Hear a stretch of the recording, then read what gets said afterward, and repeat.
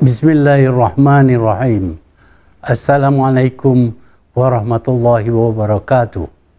Saya membuat kenyataan ini atas nama saya sendiri. Kenyataan ini adalah berkenaan salah laku Muhyiddin Yassin sebagai Perdana Menteri. 1. Semasa Muhyiddin menasihat Duli Yang Maha Mulia Yang di-Pertuan Agong bahawa darurat di isytihar, Muhyiddin sudah hilang kelayakan untuk menjadi Perdana Menteri kerana kehilangan majoriti. 2. Alasan yang diberi olehnya bahawa merebaknya wabak COVID-19 memerlukan kuasa di bawah undang-undang darurat adalah satu pembohongan. 3. Sejak darurat di isytihar, tidak ada satu pun tindakan yang diambil dalam membantras wabak COVID-19 yang hanya dapat dilakukan di bawah undang-undang darurat. Sebaliknya, semua tindakan yang diambil boleh dibuat di bawah undang-undang biasa. 4. Dakwaan bahawa wabak COVID-19 perlu ditangani di bawah undang-undang darurat adalah satu pembohongan. 5. Sebaliknya, undang-undang darurat mengekal dirinya sebagai Perdana Menteri. Inilah tujuan sebenar Muhyiddin berusaha supaya darurat di isytihar. 6. Dengan kuasa darurat, Parlimen digantung supaya kedudukan dirinya tidak boleh disoal atau dicabar. 7. Warta kerajaan mengguna nama Yang di-Pertuan Agong supaya Muhyiddin dilindungi. 8.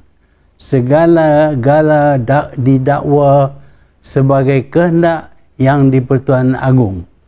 9. Ini termasuklah mengekal kuasa Perdana Menteri dan kabinetnya. 10. Dengan pengekalan kuasa Perdana Menteri, maka hak untuk menasihat Yang di-Pertuan Agong dikekalkan. Ini bermakna apa saja yang dilakukan di bawah nama Yang di-Pertuan Agong adalah atas nasihat Perdana Menteri. 11. Ini termasuk rampasan harta, nilai ganti rugi tidak boleh dipertikai, denda 5 juta, penjara 10 tahun dan tidak boleh mempertikai segala tindakan melalui mahkamah. Ini menjadi kerajaan ini kerajaan kuku besi. Dengan menggunakan nama Agong, ia menggambarkan Agong sebagai diktator yang zalim. Sebaliknya, undang-undang ini diperbuat oleh kerajaan Muhyiddin. 12. Segala kezaliman yang dilakukan seperti menghalang kebebasan rakyat berpolitik dan menegur kerajaan juga merampas hak rakyat dalam undang-undang negara dilakukan kerana darurat membenar kerajaan mengenepikan undang-undang biasa. Selain dari wabak COVID-19, negara mengalami kemerosotan ekonomi yang amat teruk. Hutang negara sudah sampai 1.3 trilion ringgit. Pertumbuhan ekonomi merosot pada paras tertinggi sebanyak 5.6%. Kononnya pada 2021 ekonomi akan meningkat hingga 7.5% adalah tidak menasabah. Jumlah yang menganggur meningkat kepada 773,000, sesuatu yang tertinggi dalam sejarah Malaysia. Pengangguran yang tertinggi ialah di kalangan siswaza.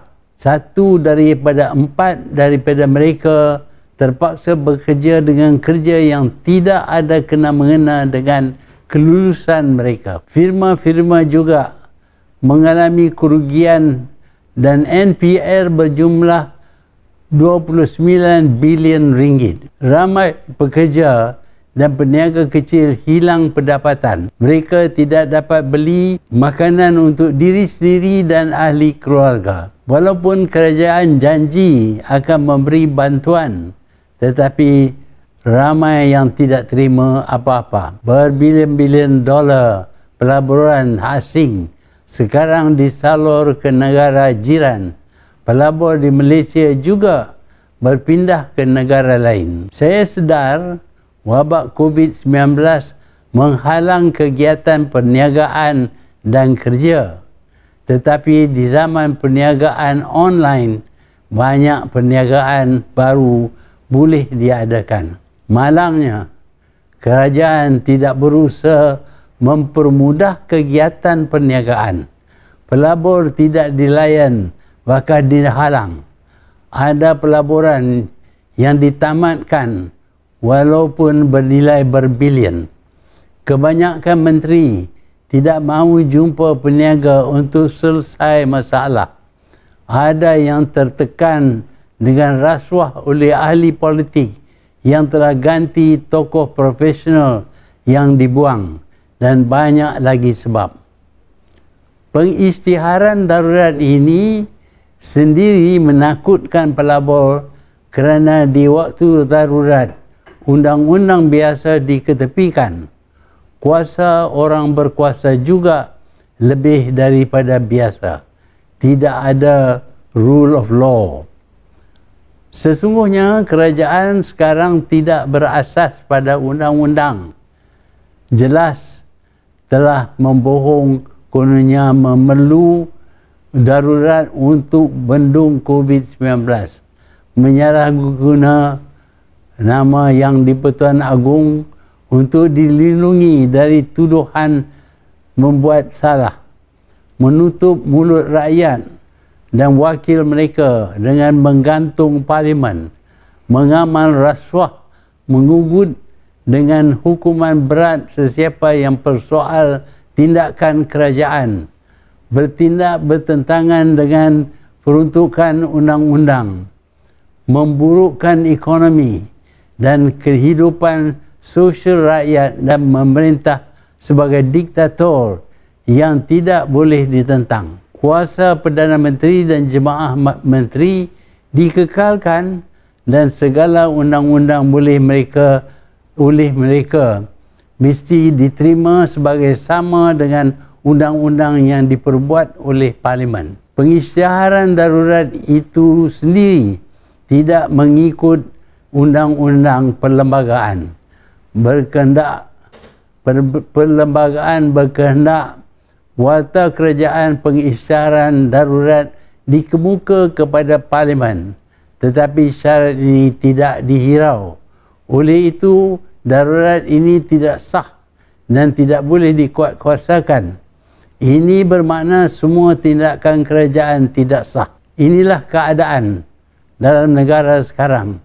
Kerajaan melakukan bermacam-macam kesalahan, tetapi mahkamah tidak dibenar menilai sama ada tindakan dan perlakuan oleh kerajaan halal ataupun haram daripada segi undang-undang.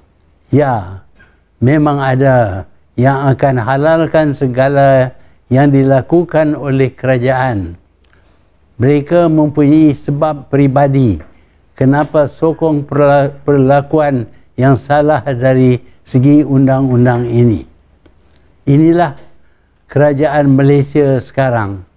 Amat malang kerana segala saluran untuk rakyat menyata yang benar, iaitu kerajaan ini tidak sah dari segi perlembagaan negara, terkunci tutup kerana pemerintahan mengikut undang-undang.